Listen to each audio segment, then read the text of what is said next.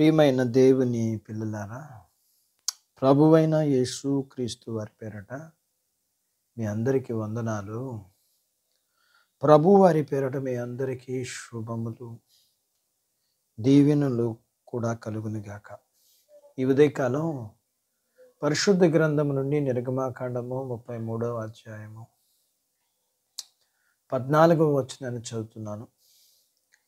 నా సన్నిధి నీకు తోడుగా వచ్చును, నేను నీకు విశ్రాంతి కలగజేసేదను. దేవుడు తన మాటలు మనందరి కొరకు దీవించునుగాక. ఆమేన్. ప్రియమైన దేవుని పిల్లలారా, ఈ మాట ఎంత అమూల్యమైన వాగ్దానం. ఈ వాగ్దానం మన కోసం దేవుడిచ్చాడు. దీన్ని మన జీవితానికి అన్వయించుకోవడానికి దేవుడే మనల్ని బలపరచాలి. కొన్నిసార్లు మనం ఉంటున్న నివాస స్థలం విడిచి వేరే ప్రదేశానికి వెళ్ళి జీవించాల్సిన అవసరం ఏర్పడుతుంది. ఎందుకంటే ఈ లోకంలో ఏది మనకి శాశ్వతం కాదు కదా. మనం ఒక ప్రదేశానికి బాగా అలవాటు పడ్డాం అని అనుకుంటున్న సమయంలో ఊహించని రీతిగా వేరే క్రొత్త ప్రదేశానికి వెళ్ళాలని మన మీదకి వెళ్ళే పరిస్థితులు మనకి రావచ్చు. ఇక తప్పనిసరి పరిస్థితుల్లో ఈ అలవాటు పడిన ప్రాంతాన్ని, పరిస్థితులను, స్నేహితులను విడిచి కొత్త సవాళ్ళను ఎదుర్కొనే క్రొత్త ప్రాంతానికి వెళ్ళే పరిస్థితి రావచ్చు. ఇలాంటి పరిస్థితుల్లో నీ హృదయానికి ధైర్యంగా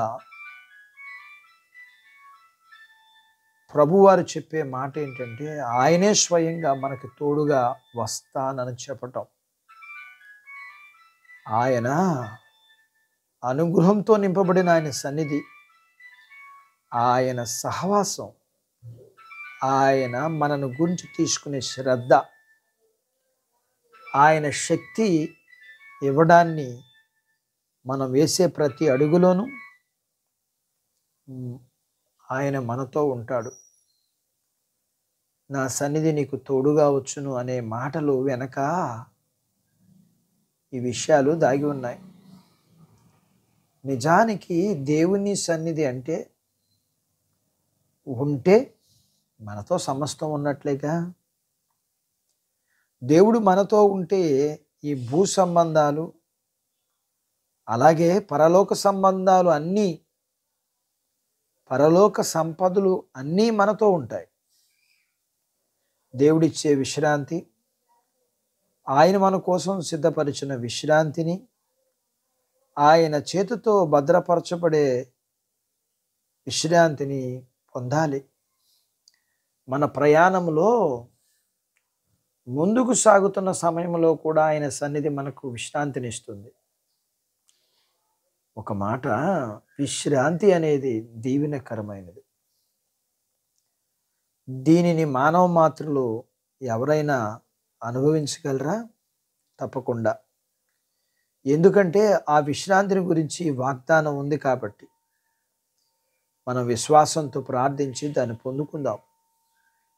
ఆ విశ్రాంతి మన ఆదరణకర్త నుండి, సమాధానకర్త నుండి, తన సృష్టి కార్యం అంతటిని ముగించి 7వ దానాన్ని విశ్రాంతి తీసుకున్న దేవుని దగ్గర నుండి మనకు వచ్చింది. మనము దేవునితో ఉండటం అనేది విశ్రాంతిలో ఉన్నామనడమే రుజువు. దేవుడు తన మాటలు మనందరి కొరకు దీవించునుగాక. ఆమేన్. ప్రార్థించుకుందాం. మమ్మల్ని మిక్కిలిగా ప్రేమించిన మా ప్రియ పరలోకపు తండ్రి, మీ పరిశుద్ధ నామమును బట్టి మీకు వందనాలు. ఈ ఉదయకాలం మీరు మాకు తోడుగా ఉండి మా జీవితాల్లో, మా జీవితపు ప్రయాణంలో ఎదురయ్యే పరిస్థితులు, నెమ్మది లేని పరిస్థితులు, మీరు మాకు ఏ విధంగా తోడుగా ఉండి నడిపిస్తారు, మిమ్మల్ని కలిగి ఉన్నప్పుడు మీ విశ్రాంతిని కూడా అనుగ్రహిస్తానని మీరు వాగ్దానం చేస్తుండగా మీ పిల్లలు మీరు సిద్ధపరిచిన దీవెనలు పొందుకోగలగటానికి సహాయం చేయండి.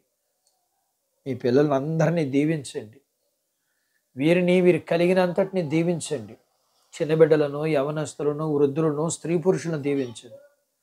వారి చదువులు, ఆరోగ్యాలు, ఉద్యోగాలు, పొలాలు, పశువులను దీవించండి. వివాహం కాని వారికి అవ్వటానికి, గర్భం లేని వారికి గర్భఫలం ఇమ్మని, గర్భం కలిగిన వారికి సుఖమైన ప్రసూతి ఇమ్మని, ప్రసూతి అయిన వారికి ఆరోగ్యం ఇమ్మని యేసు ప్రభు వారి పేరట స్తుతించి ప్రార్థించి అడిగినవన్నీ పొందుకొని ఉన్నాము తండ్రి. ఆమెన్. దేవుడు మిమ్మల్ని దీవించును గాక. ఆమెన్.